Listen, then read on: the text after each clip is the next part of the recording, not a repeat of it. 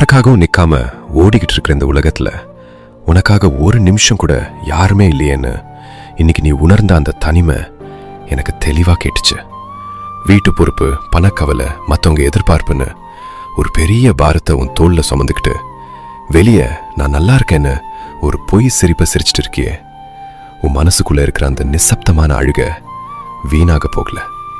நீ இப்போ சோர்ந்து போயிருக்கிறது பலவீனத்தால இல்ல, ஒரு சின்ன ஆதரவு கூட இல்லாம ரொம்ப நாளா உனக்குள்ளேயே நீ போராடி தீந்து போனதால வந்த ஒரு களைப்பு தான்.